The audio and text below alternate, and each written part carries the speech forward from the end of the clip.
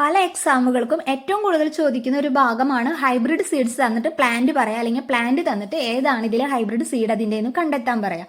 നമുക്കിത് കൺഫ്യൂഷൻ ആയി പോയി ഇതിൻ്റെ പേരുകൾ, നമുക്കതിന് ചെറിയ സൂത്രത്തിലൂടെ ഇതൊക്കെ പഠിച്ചു വെക്കാം. നമ്മൊരു കാന്താരി മുളക് നല്ല എരിയുള്ള മിളക് പിടിച്ച് കടിച്ചു കഴിഞ്ഞാൽ എന്താണ്, നമ്മുടെ വായിൽ നിന്ന് തീ പോണ പോലെ തോന്നും അല്ലേ, നമുക്ക് എരിഞ്ഞിട്ട് നമ്മൾ അങ്ങനെയല്ലേ ഇമോജിയൊക്കെ ഇടാം, തീ പോണ പോലെ.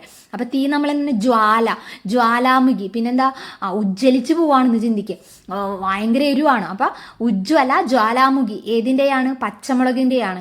ജ്യോതിക ഒരു പയറ് നട്ടു, ഭാഗ്യം കൊണ്ട് ആ പയറ് ചെടിയിൽ എന്തുണ്ടായി? ഒരുപാട് പയറുണ്ടായിരുന്നു.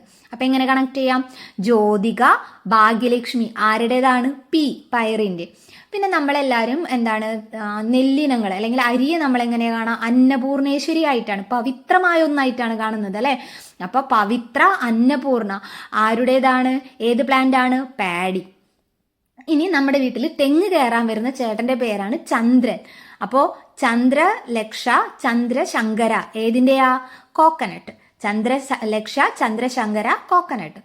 ലേഡി ഫിംഗർ, ഒരു ലേഡി എങ്ങനെയായിരിക്കണം എന്നാ? സൽകീർത്തിയുള്ള പെൺകുട്ടിയായിരിക്കണം എന്നല്ലേ നമ്മൾ പറയാം. സൽകീർത്തിയുള്ള, കിരണങ്ങൾ ചൊരിയുന്ന, വീടിന് ഐശ്വര്യം തരുന്ന ഒരു പെണ്ണായിരിക്കണം എന്നുള്ള രീതിയിൽ.